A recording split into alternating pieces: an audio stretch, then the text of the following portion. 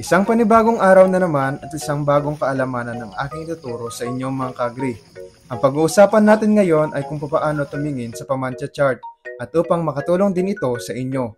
Base sa aking karanasan, ang pag-i-inject lamang ng mga gamot at vitamins ay hindi ito sapat upang maligtas natin ang ating mga alagang kambing. Kung hindi, kailangan mo din palang tignan ang kanilang mga eyelid upang lalo mong masigurado ang kanilang pangangailangan. Paano nga ba gumamit ng pamantsa chart? Pero bago yan, ano nga ba ang pamantsa chart? Ayon kay Google, ang pamantsa chart ay isang guide kung saan malalaman mo kung anemic or madaming parasite ang inyong alagang kambing at tupa. Ito din ay nag-i-indicate ng iba't ibang category level nito hanggang category 5 mga kagri. Ayon pa dito, ang category 4 and 5 ay palaging magpurga ng mga alagang kambing dahil ito ay delikado para sa ating mga alagang kambing. Ang category 1 and 2 naman ay kahit wag na kayong mag-deworm sa inyong mga alagang kambing unless walang ebidensya na may parasite ang inyong mga alagang kambing. Sa mamamagitan ng pagtatae, mahina ang kanilang body conditioning at pangit ang kanilang buhok. Ang category 3 naman ay kailangan mag-deworm kung ang buong herd ninyo ay nagpositibo sa category 4 and 5 at ang kabuang nag-positive ay lagpas 10% ng inyong alagang kambing. At kung mababa din ang kanilang body condition, ay pwede nyo silang bigyan ng other vitamins at kung meron silang ibang karamdaman. Gaano naman kadalas ang pagbibigay ng mga kailangan na alagang kambing? Kapag less than 10% ng herd ay pasok sa category 4 and 5, kailangan nyo mag-deworm every 2 weeks, lalong-lalo na kapag panahon ng mataas ng moisture content ng damo. At kapag tag-ulan, kapag naman summer ay pwedeng once a month or every 21 days. Kapag greater than 10% ay nagpositibo sa category 4 and 5, kailangan bigyan sila weekly, lalong-lalo na kapag pinapagala lamang sila sa paulit-ulit na kanilang pastulan. Mainam din na ilipat sila ng grazing area every 21 days para malesen ang pagtatae ng mga alagang kambing. At dahil nga nalaman ko na kung anong ibig sabihin ng pamantsa chart, ito ngayon ang aking guide para sa aking mga alagang kambing. Maaga pala ako nag-prepare dito dahil araw na naman ng body conditioning ng ating mga alagang kambing. Naglakad na ako papunta sa goat house natin upang kaagad natin silang ma-inject at marami-rami pa ang i-injectan natin dahil merong matamlay at maraming payat. Dahil nga sa gawa ng hindi pagtigil ng ulan dito sa ating bansa. Maaga pala ako nag-inject dito, nasa 6 AM dahil more than 20 pieces kasi ang i-injectan nating mga kambing. Nang nakarating na ako sa kanilang housing, ay nag-selfie-selfie muna tayo. Pagkatapos, ay kagad na akong pumasok dito upang maghanda ng ating gagamitin. Para malaman nyo kapag ginagamit ang pamantsa guide, kailangan meron kayong iba't ibang mga goat medicine na dinadala. Dahil according to pamantsa chart, maaring maraming mga bulate ang inyong alagang kambing or kaya naman sila ay anemic. Doon mo kasi makikita talaga mga kagri. So for today's vlog, ang ginagamit kong mga injectable na vitamins at supplement ay mga B-complex fortified, ADE plus selenium at ang bago nating product na vitamin ADE and C, iron dextran, electrolyte para sa mga nagtataing kambing at mga pang-deworm na albendazole at febendazole. Ganyan po karami ang kakailangan natin dahil madami na din naman kasi ang ating mga alagang kambing. Sila po ngayon ay may bilang na 80 plus, kaya ganyan kadami ang ating ginagamit.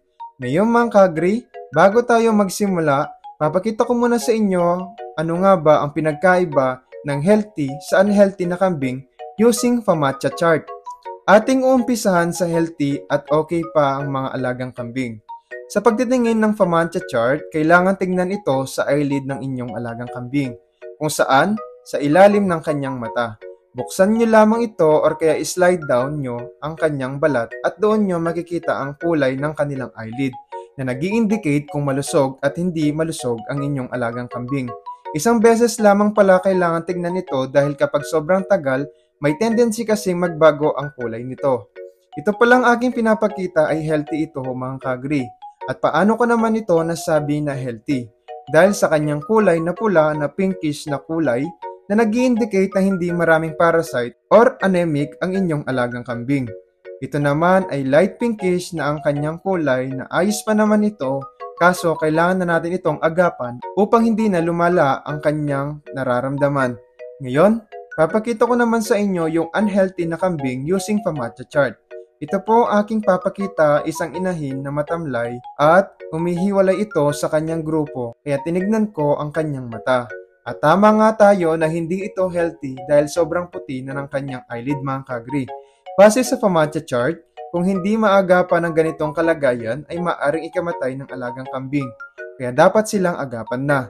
Itong kambing na ito ay hindi man nagtatae pero kailangan na natin itong purgahan at dahil sa kulay ng kanyang eyelid na white na ang ibig sabihin ay anemic ng ating alagang kambing.